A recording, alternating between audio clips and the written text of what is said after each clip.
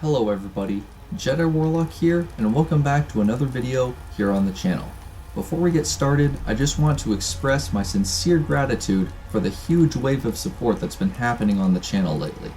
We've totally blown past 50 subscribers, and the view counts on my LotRO videos are doing better than I could have ever expected. So thank you to everyone who has viewed, commented, or subscribed to the channel. Whether you joined just last week or you've been a part of the channel since the beginning, I really appreciate it. Today, in honor of the new Fate of Gundabad expansion that was released last month, I thought it would be appropriate to take a look at another famous dwarf kingdom of Middle-earth, Moria, otherwise known as Khazad-dûm. Introduced as a region in the first ever expansion to LotRO's world, aptly named Volume 2, Mines of Moria, this underground realm is one of my personal favorite regions in the entire game.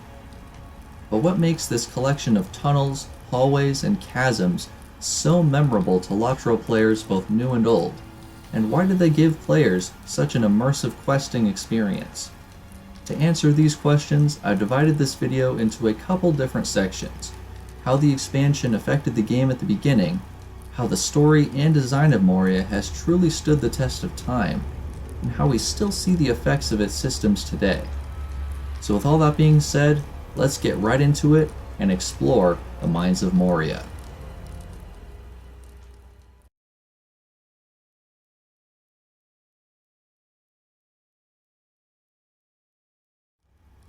When LotRO was first released on April 24th, 2007, new players were introduced to the world of Middle-earth in a whole new way. Compared to the books or movies, which had just a few years prior become some of the biggest blockbusters of all time, LotRO allowed fans of Tolkien's work to become unique heroes and partake in their own epic journeys across Middle-earth. The initial content release, dubbed Volume 1 Shadows of Angmar, tasked new adventurers with exploring the land of Eriador and protecting the free peoples of Middle-earth from the growing threat of Angmar.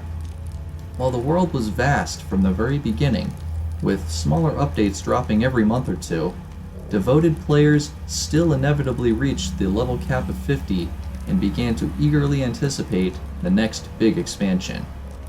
A year and a half after the game released, following a minor patch that introduced Eregion and the prelude quests to Volume 2, the Mines of Moria expansion officially released on November 18th, 2008, opening the doors to Moria and allowing players seeking new experiences to venture within. In addition to the 10 main regions of Moria, the Walls of Moria prologue area, and numerous instance areas, the expansion also raised the level cap to 60, introduced two new classes, the Roomkeeper and the Warden, added the legendary item system into the game, and published countless other small updates to the game environment and UI. While I was a little too young at the time to play this expansion on release, I would roughly equate its impact on the game to World of Warcraft's first expansion, the Burning Crusade, released a year earlier in 2007. Like Mines of Moria, Burning Crusade raised the level cap, introduced new systems, and added new regions to quest in and explore. Both expansions took the established game and extrapolated upon it to create something that effectively built upon the original content while staying true to the feel of the original game. Just like how Burning Crusade is still regarded as one of the best World of Warcraft expansions of all time, I believe Moria is beloved by so many for the very same reason. Not only was it the first major expansion to LotRO's world, it truly delivered with its story and world additions, perfectly encapsulating what an expansion to an MMO should be. It's said that the first time something happens, it's often the most memorable, and in the case of the Mines of Moria, I believe that holds true. So, we've established why this expansion had such an impact at the time of its release, but why, a decade later, was I so impressed with Moria when I entered it for the first time? To answer that, let's now examine the world and story Turbine Games created for the region over 12 years ago.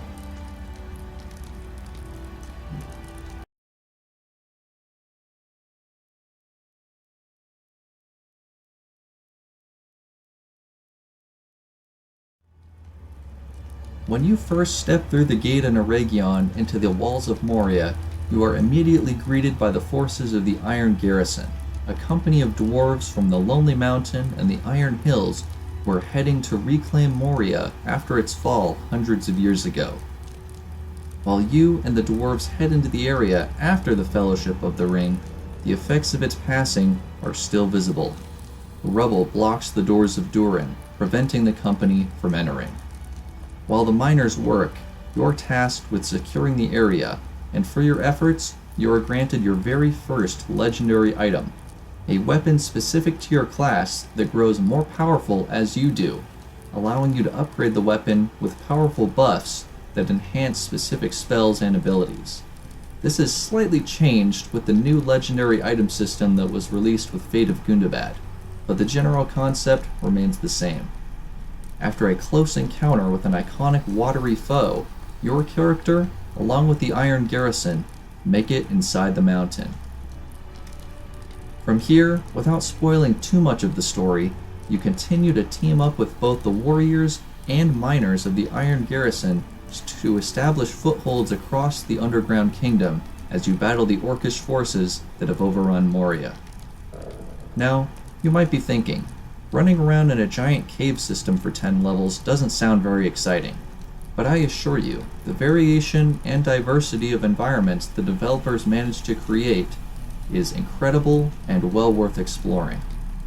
As you might know if you've seen my LotRO review video, the world of the game itself is one of my favorite parts of LotRO, and I'd like to take a little time and show off each of the beautifully designed zones you can expect to visit during your journey through Khazad-dûm.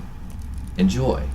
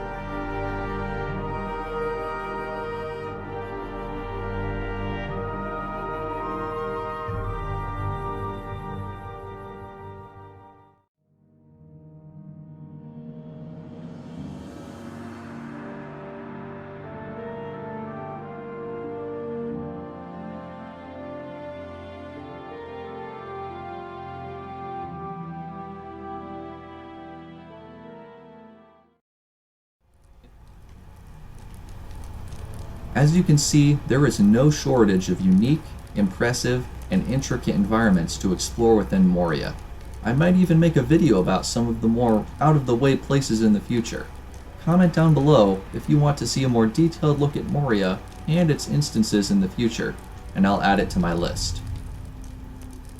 At this point, it seems a little reductive to call this whole place a mine, when in reality there is so much more to explore. Flooded caverns, fungal forests, and fiery chasms are just the beginning when it comes to the diversity of environments found here, and I find that my LotRO screenshot collection is far more interesting with the addition of those taken within Moria. It's honestly a surreal experience to explore it for the first time, and I believe it's a worthwhile adventure for heroes who have completed the Shadows of Angmar content and are looking for something new. So at this point, you can probably see why this expansion is still a fun journey today. But how did the Mines of Moria change the course of LotRO history? To answer that, we turn to the last segment of today's retrospective to see where the game still parallels the style of Moria's systems today.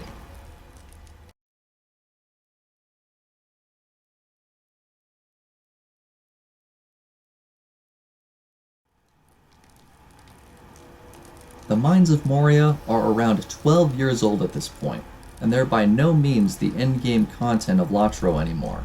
Such is the model of MMO games. They must continue to innovate, or they will die. Is Moria and its content now just an obsolete stepping stone players go through on their way to max level? Well, to a certain extent. You're certainly not going to get the best items in the game by grinding Moria's instances and accumulating Iron Garrison rep like you used to. But there's no denying that Moria set the standard for what expansions would entail in the future. New zones, quests, and instances and raids, higher level caps, and cool new items and weapons would remain staples of LotRO's update and expansion model for over a decade, and the formula seems to be effective at maintaining a solid player base for the niche MMO game.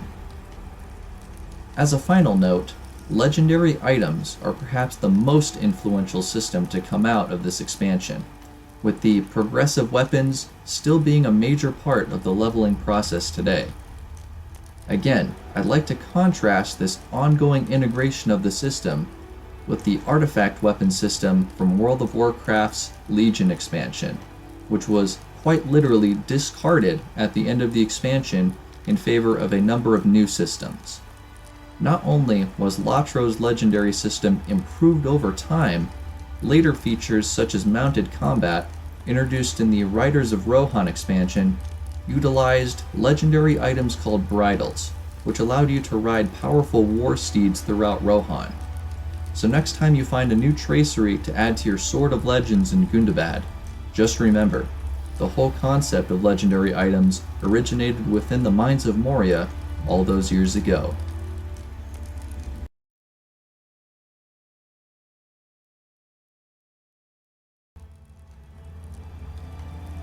Thank you all so much for watching. Make sure to like the video, subscribe to the channel if you're new to join the Jedi Order, comment down below with your thoughts, and until next time, peace.